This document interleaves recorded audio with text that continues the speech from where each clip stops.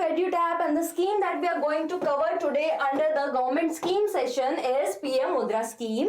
And the scheme, it is valid from all the examination point of view, and what dimensions you need to focus on while preparing for this scheme we are going to cover today. But before that, to our new audience, kindly subscribe to our YouTube channel and also join our Telegram channel to get the PDF of every lecture that we provide here on YouTube.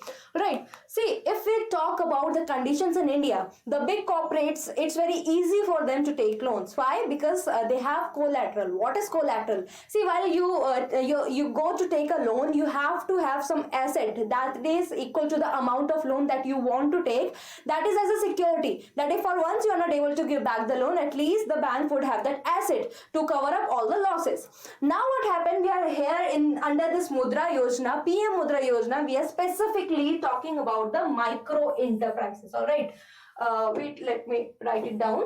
Yeah, that is micro enterprises. What are these? See, these micro enterprises, these are the small businesses that exist in India, and the small business could be running a shop or a street vendor or anything small that you can see over here also, right? So these are the small businesses, and they still hesitate to go to the bank and take loan in a formal way. Why? Because of the basic thing and the basic necessity for taking a loan, that is collateral. They do not have this much asset with them which equals to the amount they want to take loan. Because now what happened, because of this they take loan in informal way. And what happens in informal way? First of all, they have to give more interest to it, and apart from that they're not able to expand the business. Why? Because to take risk, they would have to take more money from maybe from relatives or any informal source, right? But if had they gone to the formal source of banking, they could have taken much risk. So for to tackle up this situation, the government, they came up with Mudra Yojana. And what are the important dimensions that are associated with it? Let's see it in detail. All right. So first, we'll start with the basic thing, that what is the launch year. So the launch year of this particular scheme, it is 2015. All right. And the agency that it comes under is Micro Unit Development and Refinance Agency, that is Mudra. Now see, let's see what is it. See, the name of the scheme is PM Mudra Yojana. Here you can see Mudra, it is written all over in capital. So this capital, it has a full form. And what is it? It is Micro Unit Development and Refinance Agency. Now what is this agency? See, this agency is a non-banking financial institution. And what are non-banking financial institutions? These are such institutions which provide financial services to the customers, to the consumers, but they do not have any banking license, right? So these are known as non-banking financial institution. And this Mudra Bank that has been established by the government, it is also one of the NBFI. I hope this is clear to you all.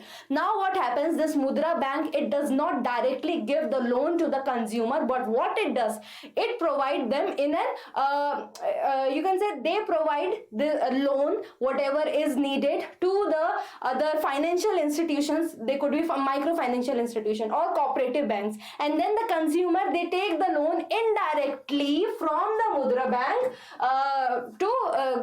going to these financial institutions. I hope this concept, it is clear to you all.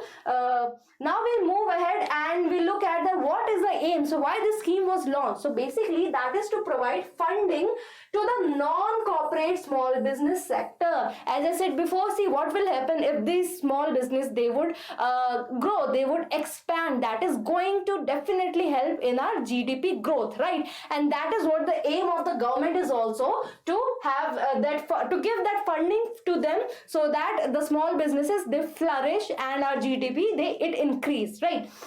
Now one thing that you have to look at is that the farming sector, it does not come under this scheme. What does, by farming sector, what does I mean? Means the farming, normal farming. You cannot just go and take the loan for doing farming, but you can do it for the other agriculture allied activities. What are these other agriculture allied activities?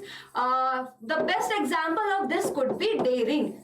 Okay, so for dairying purpose you can take this loan. It comes under micro enterprise, but for not, you cannot directly go and take loan for the farming under this scheme. I hope this concept is clear, and whatever other micro enterprises you have here in India, you can take loan under the Mudra scheme for it. Now we look at what are the key features of this scheme, and here we are looking at, see, there are three types of loan that you can take under this scheme, and the name, the Hindi name, it is given to them in accordance to how much amount you can take for loan.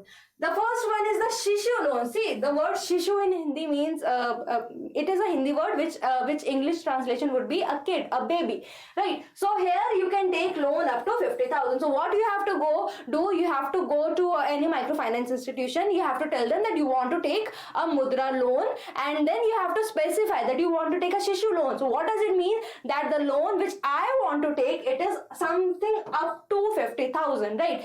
If you are taking loan up to 50,000 to 5 lakh, you will come under the category of Kishore loan. Kishore in English, the translation would be adolescent, right? So here you can take loan up to 50 to 5 lakh, and then you can, under Tarun loan, you can take loan up to 10 lakh. So from 5 lakh, this would be from, all right? So from 5 lakh to 10 lakh, you can take loan up under the Tarun loan, all right? So these are the three categories of loan that is under Mudra Yojana.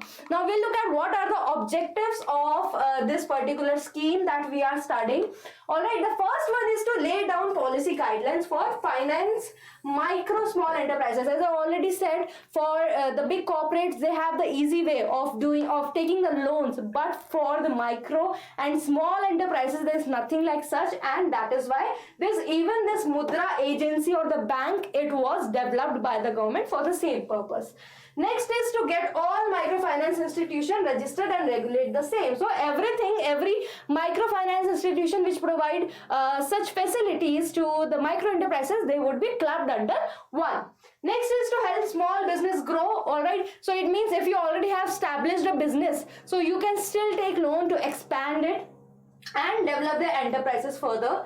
Next is to assist lower income groups, means people who do not earn much from whatever micro enterprises they have, still they could have some assistance to expand and to establish something, all right, and then developing their business further.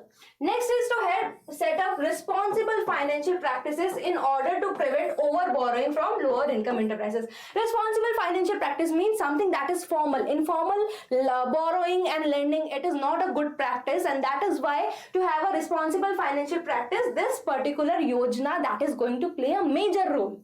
Next is to help create easy access to finance. As I said, there is no issue of collateral under this. You can take loan. You just have to have a good business plan that you are going to do when you get the loan. You have to explain that to them, and then you need not to have any collateral. That is why there is an easy access to finance. Next is to give SC, ST and women preference in lending. So anybody can take loan in accordance to micro enterprises, but yes, the SC, ST and women, they'll get the preference in borrowing the loan. Alright, so these were the objectives. Now look at why was this scheme, it was in news. So what happens, see, this article, it is from December 14, 2021 only, and it suggests, it tells that till now, from the scheme has been released, 32.1 crore loan has been granted under this PM Mudra Yojana, and total money that was allocated was 17 lakh crore, out of which 16.50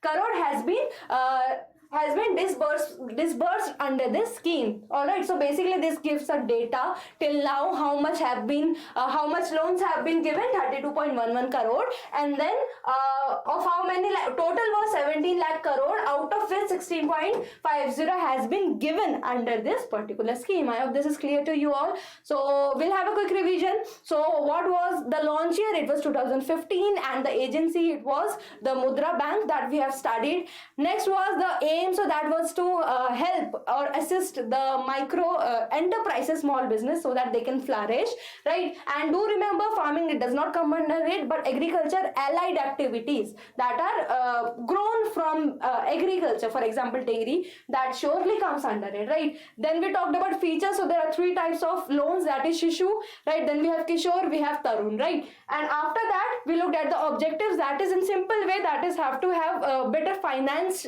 facilities, to provide finance facilities to the micro enterprises, and to have a proper regulation of it. All right, so that was all for this scheme. Now this was a homework of last time that I have asked you to, and I asked you that how many Mandis there are in FPO, right? So Aditi said the right answer. She also told everything clearly, phase by phase. Very good. Then we have H. He also said, he also gave additional information. Very good. Family has said the right answer. Sonu said the right answer. Padma said the right answer. Very good. Then Ayushi also told about who has the integrated highest mandis and everything. Very good. All of you are giving additional information. Very good. You are helping each other out here. Then Kiran said the right answer. Now one more thing that I have here is what Anugrah has asked, and it's a good suggestion. He says that if it is possible, could you take quiz on the schemes covered till now? So this is a really good suggestion that I find, and you tell me that if you want me to take one such session, one or two session in which I'll have a quiz on whatever I have taught you till now. So that would help you in better preparation, and that would be, yes, in accordance to RBI grade B, because that is the nearest examination we have for now. Expectations are that it would be the nearest exam for now, right? So you comment down below, because if most of you are not interested, or if there is no other one who wants the same, there is no use of conducting it, right? So you tell me that should I do that or not, and if I find that yes, considerable amount of people, they feel like that it should be there, I'll definitely take the session, right? So yeah, that is all. And the homework for today is, who is the present MSME Minister of India, right? Do not forget, questions like this can be asked in examination. You should be aware of that, right? So that is your homework, and yeah, that is all for today. I hope you enjoyed the session, and you suggest me which scheme should I cover. I'll definitely cover them if that's important. And if you have any queries, comment down below. I'll either reply there, or I'll take that in my next session, so that everybody could know. All right, so thank you all, and all the best for examination. Thank you.